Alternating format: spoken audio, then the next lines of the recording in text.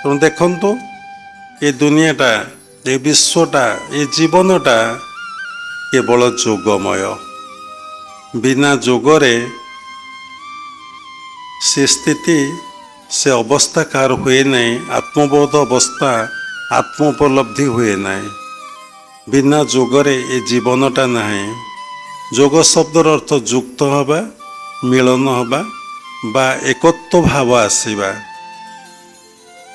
ଯୋଗ ଶବ୍ଦର ଅର୍ଥ ଏକ ସାଙ୍ଗରେ ଏକ ମିଶାଇଲେ ଏଠି ହୁଏ ଏକ, ଏଠି ହୁଏ ନାହିଁ ଦୁଇ। ତେଣୁ ଆମେ ସମସ୍ତେ ଯୋଗ ଦୁଇ ପ୍ରକାର, ଗୋଟେ ନିତ୍ୟ ଯୋଗ, ଗୋଟେ ଅନିତ୍ୟ ଯୋଗ। ଆପଣ ଗୃହସ୍ଥାଶ୍ରମ ଭିତରେ ଅଛନ୍ତି, ପ୍ରତ୍ୟେକଟି ମୁହୂର୍ତ୍ତରେ ଆପଣ ଅନିତ୍ୟ ଯୋଗ ହିଁ କରୁଛନ୍ତି। ଅନିତ୍ୟ ଯୋଗ, ଯୋଗ ଅର୍ଥ ମିଳନ। ଆପଣ ପୁଅକୁ ଦେଖିଲେ ମିଳନ ହେଲା,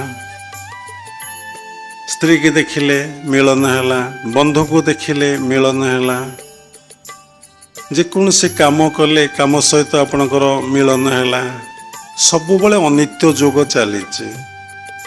ନିତ୍ୟ ଯୋଗ ଭଗବାନଙ୍କ ସହିତ ମିଳନକୁ ନିତ୍ୟ ଯୋଗ କୁହାଯାଏ ବା ପରମାତ୍ମା ପରବ୍ରହ୍ମଙ୍କ ସହିତ ମିଳନକୁ ନିତ୍ୟ ଯୋଗ କୁହାଯାଏ। ତେଣୁ ଆମେ ଯୋଗ କରୁଛେ, ଯୋଗକୁ ଛାଡ଼ିକି ଆମେ କେବେ ରହିପାରିବା ନାହିଁ। କିନ୍ତୁ ଆମେ କ'ଣ କରିବା ନା ଅନିତ୍ୟ ଯୋଗରୁ ନିତ୍ୟ ଯୋଗକୁ କେମିତି ଆସିବା, ଅନିତ୍ୟ ଯୋଗରୁ ନିତ୍ୟ ଯୋଗକୁ ଆମେ କେମିତି ଆସିବା, ସେଥିପାଇଁ ଆମେ ତତ୍ତ୍ୱଗୁରୁ ଗ୍ରହଣ କରିବା, ତାଙ୍କର ସାନ୍ନିଧ୍ୟ ବାରମ୍ବାର ଲାଭ କରିବା, ସତ୍ସଙ୍ଗର ଆଶ୍ରୟ ନେବା, ଗୀତା ଭାଗବତ ଯୋଗସୂତ୍ରକୁ ଭଲ ଭାବରେ ଅଧ୍ୟୟନ କରିବା। ଆଉ ଗୁରୁ ଯେଉଁ ଉପଦେଶ ଆମକୁ ଦେବେ ତାକୁ ବିନା ସଂଶୟରେ ତାକୁ ଅକ୍ଷରେ ଅକ୍ଷରେ ପାଳନ କରିବା। ତେଣୁ ମନ୍ତ୍ର ମୂଳଂ ଗୁରୁରୁ ବାକ୍ୟ, ଗୁରୁ ଯାହା ଆମକୁ କହିଦେଲେ ତା ଆମ ପାଇଁ ମନ୍ତ୍ର। ଯଦି ଗୁରୁଙ୍କ ବାକ୍ୟରେ ଆପଣ ସନ୍ଦେହ ଆଉ ସଂଶୟ ଆଣିଲେ ଆପଣଙ୍କର ସାଧନା ହେବ ନାହିଁ। ଗୁରୁ ଶକ୍ତି ଆପଣ ଭିତରେ ଆଉ କ୍ରିୟାଶୀଳ ହେବ ନାହିଁ। ତେଣୁ ଗୁରୁଙ୍କୁ ଭାଗବତରେ ଲେଖା ଅଛି, ସବୁ ଶାସ୍ତ୍ର ଲେଖା ଅଛି, ଗୁରୁଙ୍କୁ ନମଣି ମନର ଗୁରୁଟି ସାକ୍ଷାତ ଈଶ୍ୱର।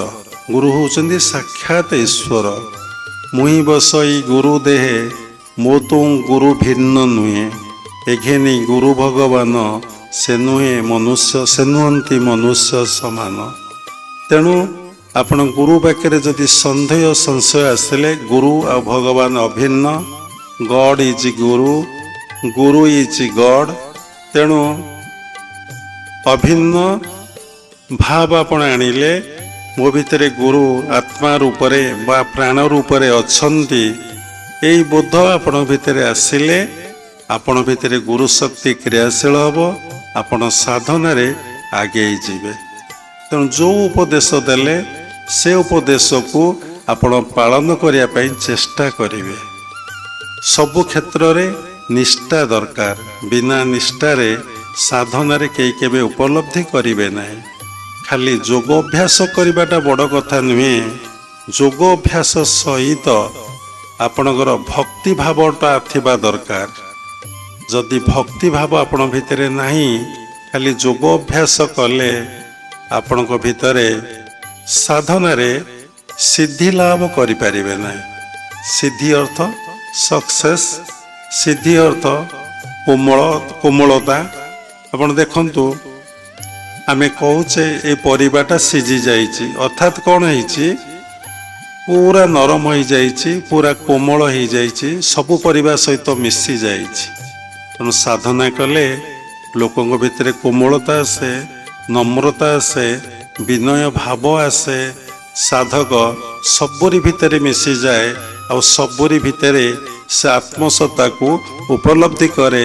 ସେ ଦେଖେ ମୁଁ ସବୁରି ଭିତରେ, ମୋ ପ୍ରଭୁ ସବୁରି ଭିତରେ ବିଦ୍ୟମାନ।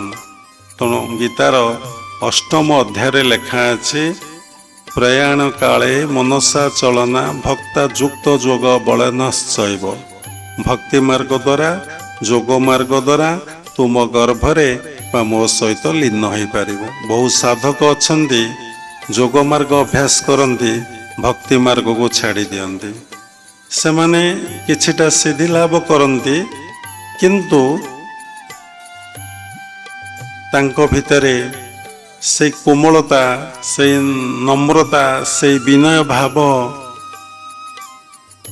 ବା ସବୁରି ଭିତରେ ମୋ ଭଗବାନ, ଏ ଅବସ୍ଥା ଆସେ ନାହିଁ।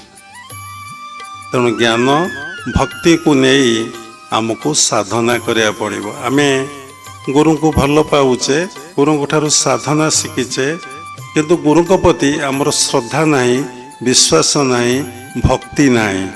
ତେଣୁ ଆମର କେବେ ସାଧନା ହେବ ନାହିଁ।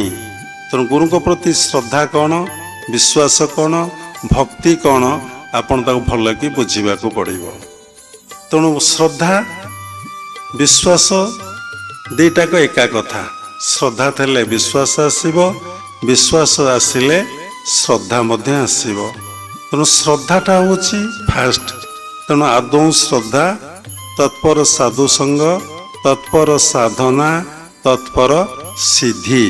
ତେଣୁ ଆଦୌ ଶ୍ରଦ୍ଧା, ଆପଣମାନଙ୍କର ଶ୍ରଦ୍ଧା ଆସିଥିବାରୁ ଆପଣ କ'ଣ କଲେ ନା ସତ୍ସଙ୍ଗର ଆଶ୍ରୟ ନେଲେ, ସାଧୁସଙ୍ଗ କଲେ।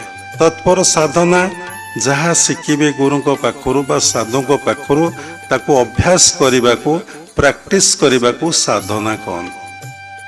ତତ୍ପର ସିଦ୍ଧି, ସାଧନା କଲେ ଆପଣ ଯେଉଁ ରେଜଲ୍ଟଟା ପାଇବେ ତାହା ହିଁ ସିଦ୍ଧି ବା ସକ୍ସେସ୍। ତେଣୁ ଆମେ ସବୁବେଳେ କେମିତି ସାଧନାରେ ରହିପାରିବା।